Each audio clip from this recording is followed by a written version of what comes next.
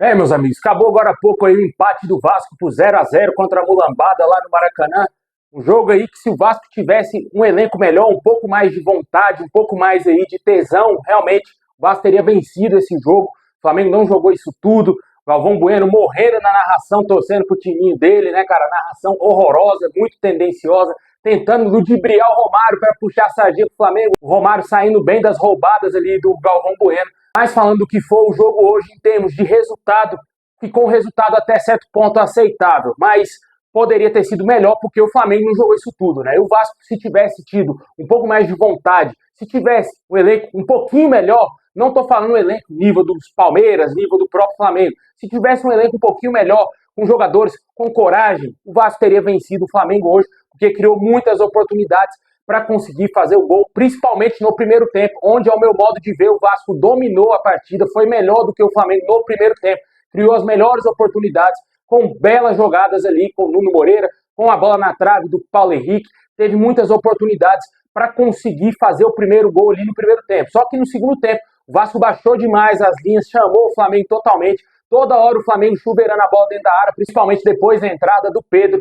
mas o Vasco conseguiu suportar essa pressão e também não conseguiu ter efetividade nos contra-ataques, porque a proposta do Vasco era chamar o Flamengo e partir nos contra-ataques. Nem isso o Vasco conseguiu, porque não temos elenco, né, cara? Esse argentino que o Vasco contratou, que a diretoria trouxe, o Benjamin Garré, meu amigo, não é jogador pro Vasco. Sinceramente, cara, eu fiquei totalmente desiludido desse atleta. Acho que não vou criar nada, nenhuma expectativa quanto a esse jogador. Acho que ele é mais do mesmo, se brincar, do nível ou até mesmo abaixo do suíço que saiu do Vasco, foi lá pro Toronto, né, o Maxime Domingues. Com certeza, o banco de reservas do Vasco não consegue mudar jogo, é muito jogador com as mesmas características, jogadores que não conseguem dar profundidade, que não tem velocidade principalmente, né, cara? É muito jogador mediano para fraco no banco de reservas e chega um segundo tempo que o time principal cansa, né? Você vê que jogadores como Nuno Moreira, Verratti, Coutinho estão se arrastando, estão cansados dentro de campo, que é um jogo atrás do outro, e eles não conseguem sustentar os 90 minutos. Aí precisa de ter um bom banco de reservas e isso não tem, né? Isso é falta de planejamento. O elenco do Vasco não é um elenco homogêneo, é um elenco bem distorcido,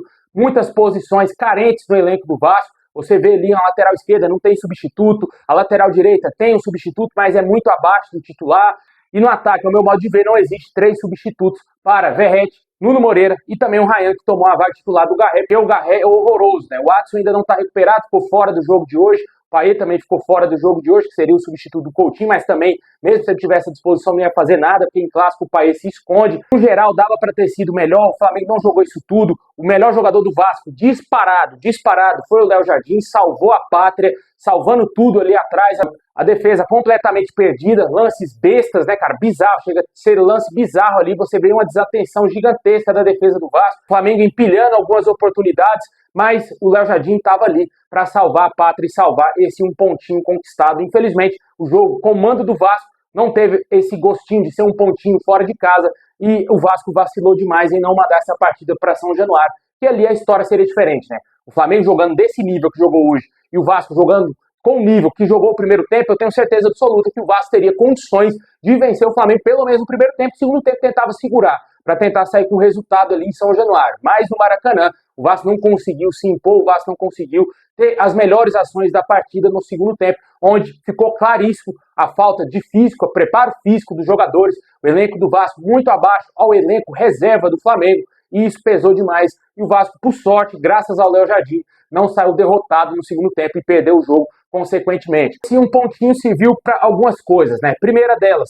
salvar o emprego do Carille, que deverá ser mantido aí por mais algum tempo. Mesmo o Vasco, na minha opinião, ter feito um péssimo segundo tempo, um segundo tempo covarde, só para se defender e não tomar gol. O Vasco poderia ter tido uma melhor estratégia, porém, como eu disse, não temos elenco e também o treinador não é um grande especialista, né, cara? Não é um treinador que vai mudar a partida da água para o vinho, né? Não é um treinador que tem variações táticas, que sabe mudar o estilo de jogo do time durante a partida, e isso pesa, né? Quando você não tem um cara, um craque ali comandando a equipe, não somente dentro de campo, ali à beira do gramado, também as coisas não fluem, né? E o Carille está longe de ser um grande técnico. Na minha opinião, hoje o Vasco poderia ter tido uma sorte maior, mas vai para a conta do Léo Jardim, salvador da pátria aí. E com isso o Vasco está atualmente na 8ª colocação com 7 pontos conquistados. É verdade, ainda tem outros jogos aí na rodada, o Vasco pode ser ultrapassado, mas como eu disse, foi um ponto importante devido às circunstâncias do segundo tempo. O primeiro tempo fiquei com a sensação de que o Vasco poderia ter vencido o Flamengo no primeiro tempo. Agora o Vasco terá pela frente aí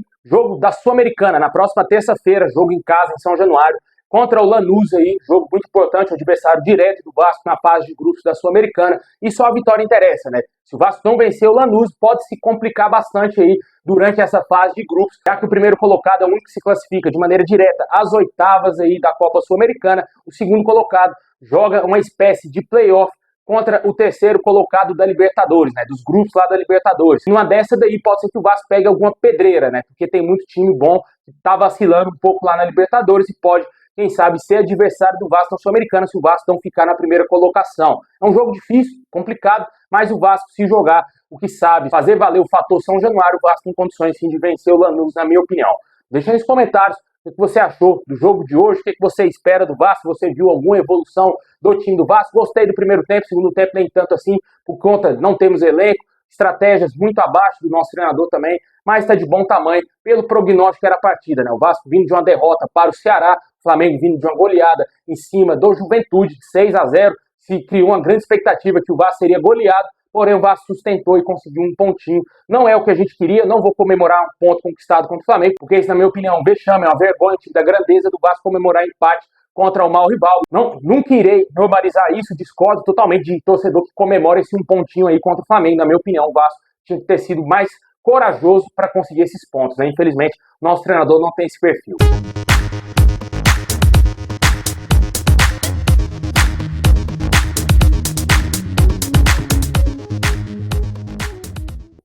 Bom, pessoal, esse é o vídeo de hoje. Valeu demais, tamo junto, muito obrigado.